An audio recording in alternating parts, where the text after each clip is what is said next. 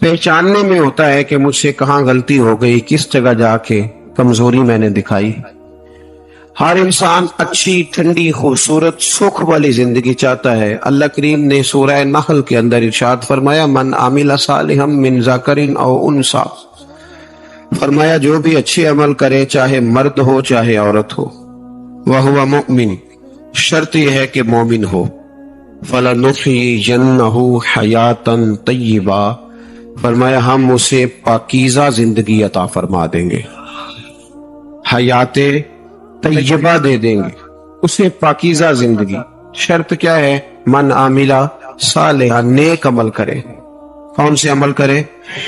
اٹھنا بیٹھنا، کھانا پینا، چلنا سونا جاگنا محتاط ہو اس کا، وہ نیکی کرے۔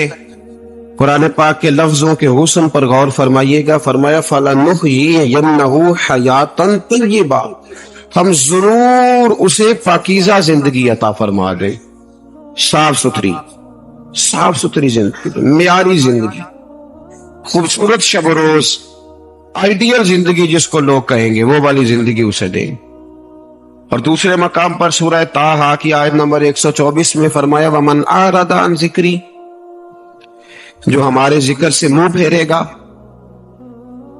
جو ہمارا کھا کے چہرہ کسی اور طرف کرے گا، جو چلے گا ہماری زمین پر لیکن توجہ کسی اور طرف ہوگی، آسمان کی چھت ہماری بنائی ہوئی لیکن اس کے خیالات کہیں اور ہوں گے، فَإِنَّ لَهُ مَعِيشَةً ضَنْكًا، فرمایا ہم اسے تنگ زندگانی عطا کر دیں گے، اس کی زندگی تنگ ہو جائے گی، اس کی معیشت تنگ ہو جائے گی۔ گناہ زندگی کو تنگ کر دیتے ہیں، نیکی زندگی میں آسانی پیدا کرتی ہے۔ آپ کو اگر زندگی میں سکون چاہیے ہو تو آپ کسی غریب کی خدمت کر کے دیکھیں، اللہ کتنا سکون عطا کرتا ہے۔ آپ بڑے پاورفل بھی ہیں، بڑے طاقتور بھی ہیں اور بڑے باوقار بھی ہیں، لیکن کسی کو گالی دے کے آپ کا دل کبھی ٹھنڈا نہیں ہوگا، تکلیف ہوگی، اس کے اندر آزمائش ہو۔ ڈاکٹر ریسرچ کرتے ہیں، ڈاکٹر وہ کہتے ہیں گناہ کرنے سے آدمی جسمانی طور پر کمزور ہوتا ہے، لیکن وہی عمل اگر وہ بطور نیکی کرتا ہے تو اللہ اس میں اسے قوت عطا فرماتا ہے، اسی عمل میں اللہ اسے قوت عطا کر دیتا ہے۔ میں صرف اشارہ دے رہا ہوں، اس بات کی تفصیل میں نہیں جانا چاہتا۔ میرے عزیز یہ یاد رکھے کہ نیکی آپ کو سکون دے گی، نیکی آپ کو ٹھنڈا کرے۔ اللہ تبارک و تعالیٰ نے قوموں پہ عذاب نازل کیا اور قرآن مجید فرقان حمید نے ان قوموں کے تذکرے بیان فرمائے۔ بھائی کس لیے بیان کیے؟ کہ ہم عبرت حاصل کریں، ہم یہ غور کر لیں کہ یہ کام ہم نے نہیں کرنا، اس کام سے ہم نے بچنا ہے، ہم نے غور کرنا ہے کہ یہ چیز ہمارے اندر۔ لوگ کہتے ہیں نہیں جی نہیں، ہم پہ یہ عذاب نہیں آئے گا، بالکل نہیں آئے گا، اس میں شک نہیں۔ پر اللہ نے بیان کس لیے کیا تھا؟ بیان کیا قرآن مجید معاذ اللہ کسی ایسی چیز کا بیان کرتا ہے جس کی ضرورت نہ ہو؟ قرآن پاک نے ایک ایک حرف ایسا بیان کیا جس کی مسلمان کو ضرورت تھی۔ قوم نوح کا ذکر فرمایا قرآن پاک نے، حضرت نوح علیہ السلام کی قوم کو حضرت نوح علیہ السلام نے 1500 سال سمجھایا ہے۔ 15، کچھ لوگوں نے 950 سال لکھا ہے نا، اعلیٰ حضرت نے لکھا 1500 سال عمر ہوئی حضرت نوح علیہ السلام۔ اللہ تعالیٰ بندے کو جلدی سزا نہیں دیتا، بلکہ قرآن مجید میں ایک جگہ رب کریم اس طرح بھی فرماتا ہے کہ جب بندے مجھے بھول جاتے ہیں تو میں ان کے لیے نعمتوں کے دروازے کھول دیتا ہوں۔ بندہ سمجھتا ہے کہ میں کچھ تو ہے نا کہ میرے اندر، کہ میں جدھر جاتا ہوں خیر ہی خیر ہو جاتی ہے، وہ سمجھتا ہے کہ میری عقل ہے، حالانکہ اللہ اسے ڈھیل دیتا ہے۔ اللہ اسے ڈھیل دیتا ہے۔ گناہوں کی سزا کے 3 طریقے ہیں۔ ایک ہے متنبہ کرنا، تنبیہ کرتا ہے اللہ، بندہ متنبہ ہو جاتا ہے، یہ اللہ کا بہت بڑا احسان ہوتا ہے۔ ایک ہوتا ہے مہلت دینا، اور ایک تیسرا ہوتا ہے اللہ خفیہ تدبیر کرتا ہے۔ تھوڑا سا سمجھیے گا، انسان پر کوئی آزمائش آئی، فوراً اس کی چھٹی اس نے کہا کہ وہ فلاں جگہ غلطی کی تھی تب ایسا ہوا۔ ہوتا ہے نا کئی دفعہ آواز آتی ہے نا اندر سے، چلے بول دے کچھ نہیں ہوتا، آپ اللہ جانتا ہے یہاں کوئی کچھ نہیں کہے گا آپ۔ اور ہماری تو ویڈیو بھی نہیں گھومتی، یعنی خبر بھی نہیں ہو کہ کس نے ہاں کر دی کس نے نہ کر دی. آپ بغیر ٹینشن کے بات چیت کریں، آج کچھ نہیں ہوتا ہے انشاءاللہ تعالی. آتی ہے اندر سے آواز؟ میں آپ سے اس لیے ان چیزوں کی تصدیق کراتا ہوں کہ باقیوں کو بھی آتی ہے کہ نہیں، اس لیے تصدیق. کبھی کوئی کسی جگہ انسان پریشان ہوتا ہے تو محسوس کرتا ہے کہ وہاں مجھ سے ہوتا ہے نا جی، جس کو یہ نصیب ہو جائے بڑا خوش نصیب آدمی ہے. حضرت مولا علی فرماتے ہیں اگر تجھے دنیا میں سزا مل گئی تو بچ گیا ہے، سمجھ پھر اللہ کرم کرے گا، آخرت میں سزا نہیں دے گا. اور یہ یاد رکھ لے، وما اصابکم من مصیبت فبما کسبت ایدیکم ویعفو عن کثیر. اللہ فرماتا ہے دنیا میں تجھے جو بھی تکلیف پہنچتی ہے وہ تیرے ہاتھوں کے کرتوتوں کی وجہ سے پہنچتی. ویعفو عن کثیر، فرمایا کثیر گناہ تو میں ویسے ہی معاف کر دیتا ہوں. یہ جو تیری زندگی میں دکھ ہے نا، یہ بھی میری قلیل سزائیں ہیں.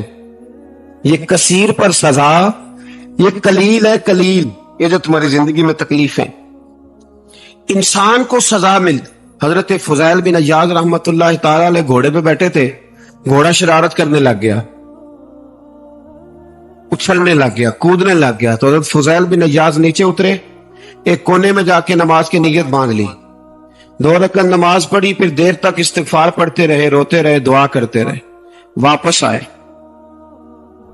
خادم عرض کرنے لگے حضور سمجھ نہیں آئی، گھوڑے نے تھوڑی سی شرارت کی، وہ بدکا ہے، آپ نے اس کو چھوڑا ہے اور چھوڑ کر کے آپ نماز میں لگ گئے. تو حضرت فضیل بن عیاض فرمانے لگے جب بندہ اللہ کی نافرمانی کرتا ہے نا تو جو چیزیں اس کی فرما بردار ہوتی ہیں وہ اس کی نافرمانی کرنے لگ جاتی. تو مجھے محسوس ہوا تھا کہ میں نے کہیں اللہ کی نافرمانی کی ہے، اس لیے ایسا ہوا ہے کہ میرے گھوڑے نے میری، تو میں توبہ کرنے لگا ہوں. اور اب دیکھتا ہوں بیٹھ کے بھلا کیا ہوتا ہے. میں نے سچی توبہ، حالانکہ مجھے یاد نہیں کہ میں کہاں بولا، پر کھری اور سچی توبہ کی. دوبارہ گھوڑے پہ بیٹھے تو گھوڑا بالکل صحیح کے ساتھ چلنے لگ گیا. میرے بھائی جب یہ تنبیہ ہے اللہ کی طرف سے، یہ متنبہ کیا جاتا ہے کہ تو بعد آ جا. بہت ساری جگہوں پہ انسان کو وقتی طور پر اگر سزا مل جائے، نبی پاک علیہ السلام کی خدمت میں ایک صحابی آئے، بات مضبوط کر دوں، واقعہ سنایا ہے نا تو کچھ لوگ سمجھتے ہیں کہ یہ واقعہ ہے، تو میں ایک حدیث پاک امام بہقی کی لکھی ہوئی عرض کرتا ہوں. نبی پاک علیہ السلام کے ایک صحابی آئے اور ان کا سر پھٹا ہوا تھا، خون بہ رہا تھا. سرکار نے فرمایا کیا ہوا؟ عرض کی حضور ایک عورت جا رہی تھی، میری نظر پڑی، ابھی نظر پڑی ہے کہ میرے آگے ستون آ گیا تو میرے سر پہ لگ گیا ہے. نبی پاک صلی اللہ علیہ وسلم نے فرمایا تیرے لیے خوشخبری ہے، اگر دنیا میں تیری غلطی کی تجھے سزا ملی ہے تو پھر رب تجھے قیامت میں سزا نہیں دے گا. پھر اللہ قیامت میں سزا، بعض گناہ ایسے ہیں جن کی یہاں بھی سزا ملے گی اور وہاں بھی ملے، لیکن میرے بھائی پہلی بات یہ ہے کہ اللہ تعالیٰ اس غلطی کی یہی سزا دے لے اور دعا فرمائے اللہ تبارک و تعالیٰ یہاں بھی معافی عطا فرمائے، وہاں بھی معافی عطا فرمائے، اللہ درگزر فرمائے. لیکن میرے بھائی ایک تو یہ سزا، ایک سزا یہ ہوتی ہے کہ انسان جب گناہ کرنے لگتا ہے تو اللہ نعمتوں کے دروازے کھولتا ہے، مہلت دیتا ہے. 500 سال تک فرعون کو مہلت دی. کتنے؟ یہاں جو 5 سال حکومت کر لیتا ہے وہ کہتا ہے سب سے قابل میں ہی ہوں، مجھے مہلت جو ملی ہوئی ہے. 500 سال مہلت دی اللہ تعالیٰ نے. اور فرعون کی قوم پر پتہ عذاب کس طرح کے آئے تھے؟ ٹڈیاں مسلط کر دی اللہ نے. یہ گھومتی نہیں چھوٹی سی، ہم اپنی زبان میں اس کو کچھ لوگ مختلف ناموں سے یاد کرتے ہیں، کوئی مکڑی کہتا ہے، کوئی کچھ کہتا ہے. مسلط کر دی، جاتی نہیں. ان پر بنی اسرائیل کے ان مقابل جو فرعون کی قوم تھی ان پر الزام اس طرح کا عذاب آیا کہ مینڈک مسلط کر دی اللہ تعالیٰ. برتن کھولتے تھے اندر مینڈک نکلتا، دنیا کی ہر دوائی استعمال کرتے تھے لیکن مینڈک نکل آتا تھا. تھوڑا سا سمجھا کریں چیزوں. ہمارے رنگ نہیں زیادہ گورے کہ ہم پر عذاب نہیں آتا. کوئی بہت زیادہ اللہ تعالیٰ معاف فرمائے دولت نہیں جمع کرا بیٹھے شاہی خزانے میں کہ ہم سے پوچھا نہیں جائے گا. یہ مہلت ہے، مہلت کے مہلت سمجھو. جب پکڑ آتی ہے نا اللہ کریم کی، میں نے دیکھا کروڑوں روپیہ، 6 اولادیں. ایک شخص کے بچے باہر سے آ رہے تھے، وہ بندہ بیمار تھا. مجھے کہنے لگا حضرت جی دعا کریں میں ان کے آنے سے پہلے مر جاؤں ورنہ آ کے مجھے مار دیں گے. تو دعا کریں. اتنی بے سکونی, کروڑوں روپیہ پڑا ہے تو یہ عذاب نہیں؟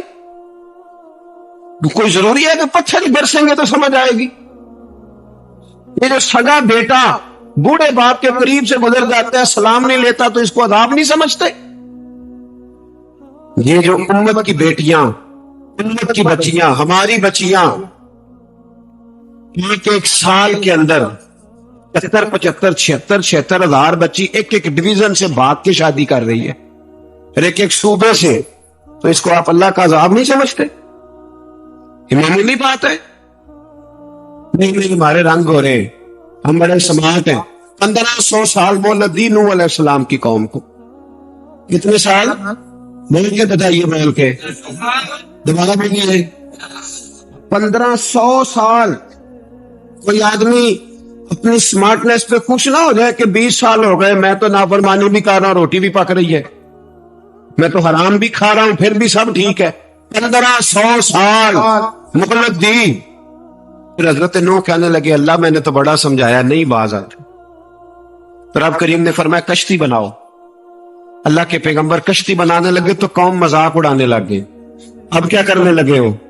اب کشتی بنانے لگے ہو, خیر تو ہے, قوم مذاق اڑا رہی ہے. حضرت نوح علیہ السلام کا آپ نے کشتی بنائی, پانی کہاں سے نکلا؟ نہ بارشیں ہوئی, نہ سیلاب آئے. ایک تندور تھا, اس کے اندر سے پانی نکلنا شروع ہو گیا. کبھی تندور سے بھی پانی نکلا ہے, پر جب نکالنے والا چاہتا ہے تو وہاں سے بھی ایک تندور سے پانی نکلا. اتنا نکلا, اتنا نکلا, اتنا نکلا کہ قوم ساری ڈوب گئی. قرآن مجید کے صفحات شہادت دیں گے کہ حضرت نوح کی قوم کا بچہ بچہ بہ گیا. بچے صرف وہ تھے جو حضرت نوح کے ساتھ ہو گئے, تباہ ہو گئی. اللہ بے نیاز ہے, بے نیاز. 1500 سال مہلت ملے اور تو پھر بھی کہے رب بڑا کریم ہے, معاف کر دے گا. 1500 سال تجھے گنجائش دے اور تو کہے کوئی نہیں, بات معافی ملنی چاہیے ابھی بھی. میرے بھائی, حضرت صالح علیہ السلام کی قوم, حضرت صالح نے تبلیغ شروع کی تو کہنے لگے پہلے معجزہ دکھاؤ. جی آج تو نہیں نا لوگ معجزے مانگتے. آج بھی لوگ کرامتے اور معجزے, اللہ معاف کرے, جو چیزیں معجزہ تو ہو نہیں سکتا, لیکن آج بھی لوگ, آپ یقین کریں, کہتے ہیں یہ بڑی نمازیں پڑھتا ہے تو پھر بخشا کیوں نہیں گیا, پھر کیوں نہیں منو سلوا کیوں نہیں اترا اس پر, پھر میں بھی اسی طرح ہوں, کیا اس کے اندر خوبی آ گئی. مولوی بھی ویسے ہی ہے, صوفی بھی ویسے ہی ہے, لوگ مانگ نہیں رہے, لوگ دلیلیں مانگ نہیں رہے. ابھی بھی لوگ بحث نہیں کرتے. کیا فرق آ گیا جی, ویسے ہی ہیں سارے. اللہ تعالیٰ سے ڈرنا چاہیے. ہمیں سامنے والے کی طرف دیکھ کر صحیح ہونے کا حکم نہیں ہے, ہمیں اپنی اصلاح کا حکم ہے. اپنی طرف دیکھ کے اپنے آپ کو ٹھیک کرنے کا. الزام لگا کے گزر جانا, اس کا کوئی مطلب سنو اور یاد رکھو. حضرت صالح علیہ السلام سے کہنے لگے پہلے معجزہ دکھائیں, تو حضرت صالح علیہ السلام نے فرمایا اونٹ کہاں سے پیدا ہوتے ہیں؟ کہا اونٹنی کے بطن سے. فرمایا آؤ میں تمہیں پہاڑ کے اندر سے اونٹنی پیدا کر کے دکھاتا ہوں. کہاں سے؟ پہاڑ کے اندر سے. حضرت نوح ساتھ لے کے گئے تو پہاڑ کے اندر سے اونٹنی نکلی, اور اونٹنی بھی گابن تھی, اس کے پیٹ میں بچہ, اور اونٹنی اتنا دودھ دیتی تھی کہ ساری بستی دودھ پی جاتی تھی, پھر بھی دودھ بچ جایا کرتا. لیکن حضرت نوح علیہ السلام نے فرمایا تم نے دیکھ تو لیا یہی سے, یہ جتنا دودھ دے گی روٹی بھی اتنی کھائے گی. ایک دن تم سارے پانی پیو گے, ایک دن یہ سارا پانی پیا کرے گی. ایک دن تم سارے باقی جانوروں کو گھاس کھلاؤ گے, ایک دن یہ اونٹنی. اور اونٹنی کا نام کیا؟ ناقۃ اللہ, اللہ کی اونٹنی. کس کی اونٹنی؟ نام کیا ہے؟ اللہ کی. یہ اللہ کی اونٹنی ہے. تو حضرت نوح علیہ السلام کی اونٹنی, فرمایا اس کی بے ادبی نہ کرنا. باز نہیں آئے لوگ, باز نہیں آئے. کہنے لگے جی دودھ دینا تو ٹھیک ہے, پر یہ جو سارا پانی پی جاتی ہے نا, یہ صحیح نہیں. یہ جو ساری گھاس کھا جاتی ہے یہ نہیں ٹھیک. دودھ دینا تو ٹھیک ہے, پر یہ نہیں صحیح. آپ نے فرمایا اسے کچھ نہ کہنا, اللہ کی اونٹنی ہے. میں کہا کرتا ہوں ان لوگوں نے ناقۃ اللہ کی بے ادبی کی. حضرت نوح علیہ السلام کی اونٹنی کی ٹانگیں کاٹ دی, صالح علیہ السلام کی. اور دیکھو اللہ بڑا بے نیاز ہے, اگر پیدا کرنا جانتا ہے تو حفاظت کرنی نہیں جانتا. لیکن رب کریم نے فرمایا نہ کرنا. انہوں نے ان کے پیر کاٹ دیے, کانوں پہ چھریاں لگائیں. اونٹنی جب مر گئی اونٹنی اللہ تبارک و تعالیٰ کی وہ اونٹنی جب مر گئی تو حضرت صالح علیہ السلام کی قوم پر رب کریم نے زلزلہ بھیجا. اذا زلزلت الارض زلزالہا، جب زلزلے آئیں گے اور جب ان کا زلزلہ آنا تھا، زلزلہ آتا ہے نا، کیا کرتی ہے قوم؟ لا الہ الا اللہ، لا الہ الا اللہ، کلمے جاری ہو جاتے. بلکہ ایک دفعہ ایسا بھی ہوا کہ مسجدوں میں اعلان ہونے لگے زلزلہ آ رہا ہے. جو فجر کے لیے نہیں اٹھے زلزلے کے لیے وہ بھی اٹھ گئے. جن کا دعویٰ ہے نا میری سویرے آنکھ نہیں کھلتی، ان کی لگی نہیں کتنے گھنٹے، بعد میں بھی نہیں لگی. ٹی وی پہ اعلان ہوتے رہے کوئی نہیں آ رہا، سو جاؤ چپ کر کے. لیکن آنکھ لگی. موت سے تو ڈرتا ہے، اللہ سے ڈرتا ہی نہیں. موت کا خوف ہے، رب کا نہیں. زلزلہ آیا، ساری قوم تباہ ہو گئی. بتاؤ اگر ناقت اللہ کی گستاخی ہو تو اللہ ناراض ہو جاتا ہے، اور اگر اولیاء اللہ کی ہو، اگر اولیاء اللہ کی ہو تو رب ناراض نہیں ہوتا. شرم نہیں آتی لوگوں کو داتا صاحب کی بے ادبی کرتے، شرم نہیں آتی لوگوں کو غوث اعظم کی گستاخی کرتے، حیا نہیں آتی جنہوں نے دین پھیلایا ان کی بے ادبی. میں درد سے کہتا ہوں، رو کے کہتا ہوں، اور اگر کلیجہ پھٹ سکے تو میں دکھاؤں زخم کتنے. ایک حج کے موقع پر ایک بابا جی، اس سال 4,80,000 روپے کا پرائیویٹ حج تھا، اور بابا جی کی کیفیت کمزور تھی، بیچارے بیمار تھے. اس کے باوجود وہ گئے. بڑے آدمی، جا کے بیٹھیے، بزرگ. اور کتنی مشکل ہے وہاں منہ، مزدلفہ، عرفات، طواف زیارت، کتنا مشکل کام ہے طواف زیارت کرنا، طواف وداع کرنا. کس کٹھن سے حج کیا، بڑھاپے میں پیسے بھی لگائے. اور جب وہ روضہ رسول پہ گئے صلی اللہ، اور انہوں نے جا کے نبی پاک صلی اللہ علیہ وسلم کے روضے کی طرف منہ کر کے درود شریف پڑھا تو ایک ملا نے اٹھ کے کہہ دیا تو مشرک ہے. اور میری روح کانپی. میں نے کہا تجھے شرم نہیں آئی، حیا نہیں آئی؟ اس کی عمر دیکھ، بڑھاپے میں کہاں سے چلا، کہاں آیا. یہ مشرک ہوتا تو کسی مندر میں جاتا، یہ مشرک ہوتا تو کسی گرجے میں جاتا. یہ مشرک نہیں، یہ مومن ہے. اور یہ وہ والا مومن ہے جس کے سینے میں دل جب دھڑکتا ہے تو خالی دھڑکتا نہیں، ساتھ میں محمد عربی کو درود و سلام بھی پڑھتا ہے. شرم نہیں آتی لوگوں کو، اتنی بڑی گستاخی کرتے ہیں. جو روضہ رسول پہ آیا مشرک ہے. میں نے ایک مولوی کو صاحب صاحب کہا تھا، میں نے کہا اگر میں مشرک ہوں تو نکالو، مشرک کا داخلہ تو یہاں ویسے ہی منع ہے. شرم نہیں آتی اپنی زبان کا پاس کرو کچھ. اتنا ظلم، اتنی بڑی فرقہ واریت امت میں، اتنا امت کو تقسیم کرتے ہو، تمہیں شرم نہیں آتی؟ جہاں سے اتحاد کا پیغام دینا چاہیے وہاں سے تم لوگوں کو فرقے کا پیغام دیتے ہو، ایک مقصود فرقے کی تبلیغ کرتے ہو. خدا رہا تو میں کہہ رہا ہوں ناقت اللہ کی بے ادبی پہ عذاب آتا ہے، تو اولیاء اللہ کی بے ادبی پہ نہیں آتا. داتا صاحب ساری زندگی تبلیغ کرتے رہے، ایک آدمی نے اٹھ کے کہہ دیا جناب وہ تو شرک کا اڈا ہے، تو رب کریم ناراض نہیں ہوتا ان باتوں سے. ہمیں خیال کرنا چاہیے، اللہ سے ڈرنا چاہیے. ان چیزوں سے عذاب آتا اور آ رہا ہے. اللہ تعالیٰ ہمیں محفوظ فرمائے. اللہ ہمیں اس سے، قوم لوط پہ بھی عذاب آیا. ہم جنس پرستی، مرد مردوں سے بدکاری کرتے. حضرت نوح نے سمجھایا کہ یہ کام درست. ویڈیو دیکھنے کا شکریہ. اگر آپ چینل پر نئے ہیں تو سبسکرائب کر لیں اور ساتھ ہی ساتھ بیل آئیکن پر بھی کلک کر دیں تاکہ یوٹیوب ہماری ہر ویڈیو کا نوٹیفیکیشن سب سے پہلے آپ کو بھیج دے. جزاک اللہ.